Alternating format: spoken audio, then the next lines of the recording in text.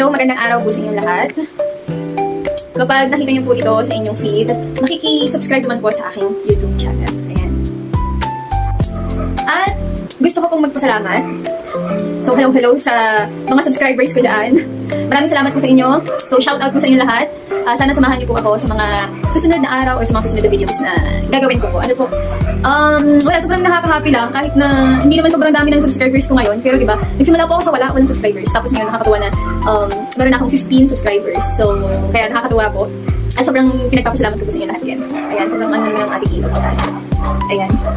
Ayan, so, again, maraming salamat po sa inyo sa mga subscribers ko. For sure, yung ilan dyan yung mga friends ko. Ayan, sila Nika, thank you so much. Dito Nika sa pag-support. Ayan, mga kaibigan ko na lagi nakasupport para sa akin. Ayan, so maraming salamat po sa inyo lahat. Yung iba kasi hindi ko nakikita kung sino yung mga nagsusubscribe. Kaya pasensya na po kung hindi ko kayo ma-mention kasi hindi ko talaga makita po sa ngayon kung yung list ng subscribers. Parang ilan lang yung nag-a-appear or lumalabas. So yung iba siguro is silent viewers. So, salamat po sa pagbisita sa aking channel. And then ayun, natutuwa ako kasi yung mga viewers ko po, dumadami na kahit papaano. So nakakatuwa lang kasi hindi nga po nag-expect na, alam niyo po, na mapapansin po yung videos ko agad-agad or kung may makakapansin po pa. Kasi alam naman po natin dito sa YT, sobrang hirap makagain po ng subscribers and viewers. So, ayun, parang nakataba lang din po ng puso, nakakatuwa kasi parang, nagiging siya, parang sign din na ipagpatuloy ko lang to kasi wala naman din mawawala di ba, kung sumubok lang tayo. Saka, ito na nga rin po yung way ko ng parang pag-release ba ng stress or mga silent battles natin. So, ayun, nakakatulong siya actually. Instead na pagtungunin yung mga hindi magandang bagay and then yung mga hindi rin mabubuting tao sa paligid natin. Diba? So, i-divert na lang natin. Minsan mas makabuluhang bagay pa. Lalo na kasi sa mga nangyayari ngayon. Diba? Nangyayari sa bansa natin, sa mga social medias. Like, parinigan ng parinigan, like, awayan ng awayan, issues ng mga ng mga magkakaibigan or dating magkakaibigan na nasisira. Tapos sila din yung magkakasilaan. Diba? Parang nakakalungkot lang bakit kailangan kumantog sa ganun. Tapos may mga taong, alam mo yun, kahit wala ka namang ginagawang masama or something, naandyan, nakamasid sa'yo, na titingnan kung ano yung pagkakamali mo, titingnan kung ano yung mga failures mo, and nakabang lang dyan, din masaya lang sila na tinatawanan ka. So, huwag na natin pansinin yung mga ganun tao, hayaan lang natin sila. Kung sila masaya, okay. Kung nagiging masaya sila sa pagiging toxic nila, so yan, di ba? Merong sumasang-ayon sa pagiging toxic nila sa buhay, di ba? So, hayaan lang natin sila. Diyan sila masaya. Anyway, excuse my underarm. Hindi pa natin nga na chok-chok-chak. Ayan, so, kamusta po kayo lahat? So, samahan niyo ako sa vlog na to. More on kwentuhan muna. Kasi yung mga nakaraang araw talaga ay medyo naging busy. So, hindi tayo nakakapag-record. Siyempre, inuuna muna po natin kung ano yung mga mahalagang bagay po. Especially that, ayun, may anak na tayo, so may pamilya na tayo, kailangan yun muna yung unahin natin. Ayun, so may share ko lang. Meron akong bagong project ngayon na, sorry, nakakailang na ako eh. Ayan, sorry.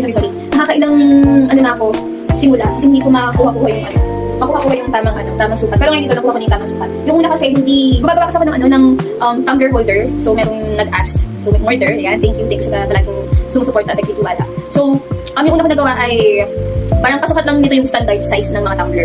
So, yung kanya kasi ay mas mataas. May bigyan din ako. So, mas mataas yung mas malaki yung sukat. So, usually kasi ganito lang yung size sa mga tumbler. Yung kanya mas matama. Ayan. Ayan, so,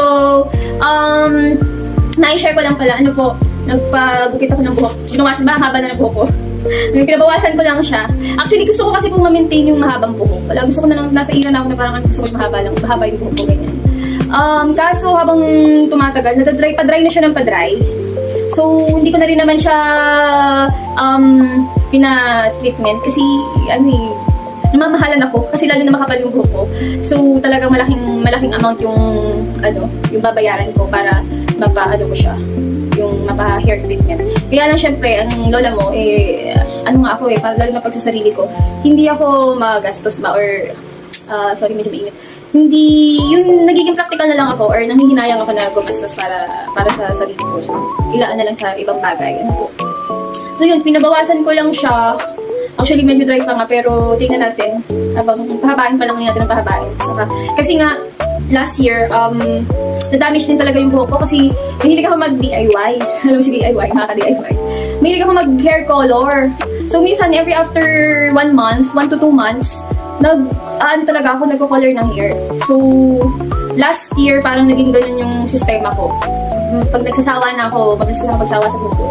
So, pag nagsasawa na ako, ayun, pinapat ako ng ibang kulay. Ayun, hanggang sa na-damage na siya. Pero nung dalaga ako, kung hindi nyo po maitatanong, ayan, alam po yun ang family ko. Kahit hindi na talaga ako magpa-hair treatment, talagang straight na straight siya, as in bagsak na bagsak, tapos shiny, ganun. Tapos maganda nga kasi makapal, sobrang kapal kasi po ng buhok ko. Kaya lang ngayon, wala, sobrang dry na niya. So, ayun, pinapahaba ko na lang talaga siya. And, ayun. So, sa ngayon, lagi din naman ako nasa bahay eh. Kaya, sinasabi nga ng asawa ko, lagi niya sinasabi sa akin, magpaano ka, magpa-riban, ganyan, magpa-hair treatment ka or salon. Hindi talaga eh, sabi ko, sayang talaga yung pera eh.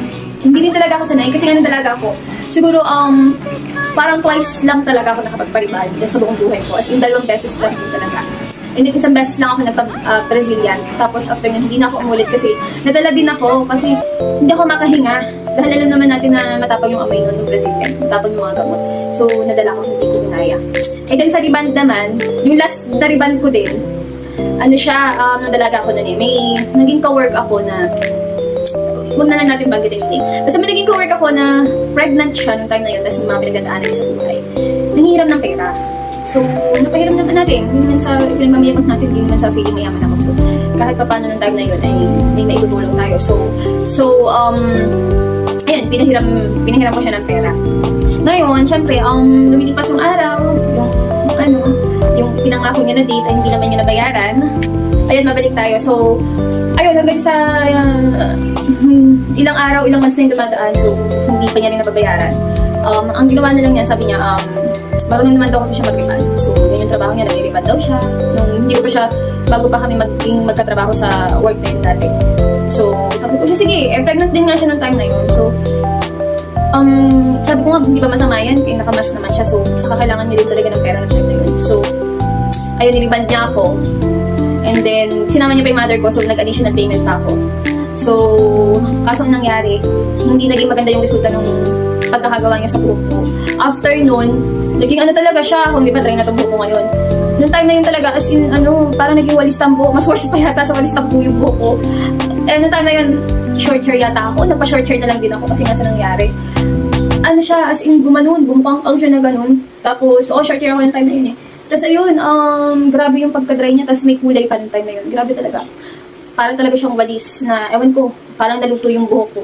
So, syempre, hindi naman ako, isa ko yung pala, yung reklamo pa. Kata, ng time na yun, na parang, hinayaan ko na lang. Tapos, ang ginawa ko, na lang din kami, parang, kumbaga, umalis na rin ako sa work ko ng time na yun. So, hindi na kami nakakausap. And then, ayun, hindi ko na rin nasabi sa kanya, ginawa mo sa buhok ko, ganyan, ganito. So, yun yung isa sa pinagsisihan ko talaga. After nun, as in, wala na sumunod na kahit anong hair treatment akong pinagawa sa salon or kung ano mang hair treatment. After nun, pinahaba ko na lang. Nag-block uli ako ng hair. Kasi ganun ako eh. Pag nakikita ko na sobrang nadadry na rin yung buhok ko dahil sa hair color, nag-iitim talaga ako. So, ayun. Nag-block ako ng hair. After nun, pinahaba ko na lang. And then, talagang lesson learned na talaga. Umiyakan ko na lang din. Kasi naawa din naman ako kasi yung time yung buntis. Tapos, kailangan niya talaga. So, ayun. Kaso, ayun. Yung buhok ko naman yung napasama. Anyway, so, ayun, sa ngayon, kwentuhan muna tayo Kasi may mga inaasikaso pa lang din kasi ako sa ngayon. Kaya hindi pa ako makapag-record ulit ng mga videos sa pag-DIY. At yun, sa ngayon kasi yun yung aking talagang, kumbaga nasa work in progress pa ako. Yun yung wina-work on ko, yung kung paano mag-video. And then yung background, like ito, yung setting, diba? So sa ngayon kasi, wala. Kung ano lang muna ngayon, ito lang, yan lang muna makalat magulo. Pero syempre, dahil nga nagsisimula pa lang tayo, so step by step, matututunan din natin yan. At, diba, mas makaka-create tayo ng mas maayos na videos, yung mas makabuluhan na videos, diba? Or content. So, sa ngayon, meron akong gusto ipakita. Wait lang, medyo nadyahe ako sa leki-leki ko eh. Kasi parang iba yung impact din ng ilaw. Parang nakakaitim siya ng leki-leki. Pero, hindi natin ikakahiya yan. Hello. Lalo na ako kasi chicken skin kasi po. Kasi talagang may araw talaga. Alam niyo yan, may mga chicken skin. Kahit hindi naman may itim yung kalikili, diba? Since chicken skin nga, may araw na parang, syempre, parang hindi siya maganda tingnan, parang nakakaitim tingnan. Pero may araw naman na okay naman siya. So, ayan, gusto ko lang i-share yung isa ko pang ginawa na cellphone holder. Ayan siya. Ayan, meron siya kasama ganito. Ayan. Ayan, cellphone holder. So, mas nag-improve yung gawa ko compare. Okay, wait lang. Ayan, sorry, na-interrupt tayo ng makulit kong anak. Ayan, so mas nag-improve na yung gawa ko nito. Ayan, kung mapapansin nyo, mas nag-improve na siya. May ganyan na siya. Ayan. Tapos, ito, made of beads din siya.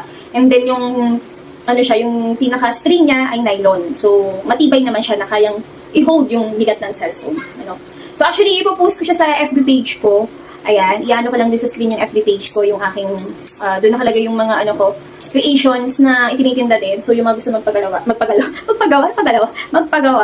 ay, ayan, message niyo po ako sa FB page ko.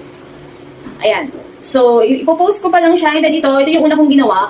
Inayos ko din yung pinaka, ano niya, anong tawag dito? Pinaka-string, ano niya, na naka-attach. Ano nga ba term? Ano nga tawag sa ganito? Yung, sabihin na natin pinaka-handle ng bag. Ayan, mas inayos ko na yung pagkakalagay ko sa kanya. Ayan siya. Ayan, mas nag-improve. Mas magandang tingnan. And then, ilalagyan ko din siya ng, ayan, ganito. Ng konting, accessory sa bag. And then, sa mga susunod na araw, magagawa din ako ng ibang color pa.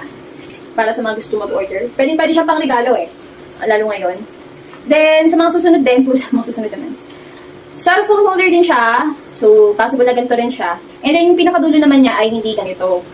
So, ayan, nasa cart ko pa lang siya. I-check out ko pa lang yung i-place order ko pa lang yung yung pinaka-cellphone holder sa dulo. Nakalimutan ko yung tawag. Basta siya yung ini-insert dito sa phone para mag-hold doon sa cellphone. Ayan, so sa susunod, yun yung ating gagawin. Para may iba-iba tayong pagpipilian or variety ng cellphone holder. Ito, this one, cellphone holder also. Maikli naman, and then iba yung pinaka, connector. Ayun, string connector siya. And then ito yung pinaglalagyan. And the next time, gagawa tayo ng cellphone holder, pero iba yung connector. As in, yung para siyang merong, ano bang tawag dito? Basta meron siyang parang tag, ayun yung tag, na ini-insert naman dito sa loob ng cellphone bago ilagay yung cellphone para naka-secure siya doon.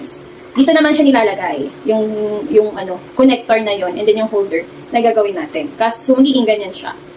Ano po. So, yun yung mga susunod natin gagawin. Ayan, so ngayon konting update lang po kasi baka namimiss nyo na ako. Baka namimiss nyo na po ako eh. Ayan. Lalo na sa mga po natin dyan. First, may mga, may mga silent bashers na tayo dyan. Ano daw? Akala mo sikat na eh. Akala mo madami subscribers sa inyo. Pero for sure meron dyan. Yung mga silent bashers tayo dyan na nakikiview lang. And then, ayun, tahimik na kinikriticize tayo and then pinagtatawanan. So, sige lang. Sige lang, kung dyan ka masaya, go. At least may napapasaya tayo. Ano po? So, baka yun lang yung bagay na makakapagpasaya sa kanya or sa kanila. So, di ba? Sa pagiging ganun lang nila sila magiging masaya. So, ibigay na natin yan sa kanila. Basta tayo, nagpapakatotoo. Wala tayong taong inaapakan. Ano po? So, ayan, may mga ganun talagang tao eh. So, sa susunod na video po, gagawa na talaga ako ng DIY content para sa mga mahihilig na kagaya ko. Mahihilig sa mga arts and craft or ganyan, sa mga DIY. So, ayun. Subaybayan niyo po yung mga susunod ko na videos. So, ayan. Sana nasa magandang kalagayan po tayong lahat, kayong lahat. Sana ay masaya kayo. Kung may problema mong pinagdadaanan, malagpasan. Ayan. So, ayun. So, maraming salamat po sa pagsama niyo sa akin. And kung hindi pa po kayo nakaka-subscribe, please subscribe naman po sa aking channel. Tulungan niyo po akong ma-reach yung 100 to 500 subscribers. So, parang awa niyo na. Ayun. So, hanggang sa susunod po ulit na kwento or ganap o naging ganap ng buhay ko. Ayan. So, see you next time. And thank you for watching. Bye-bye, mga ka-DIY.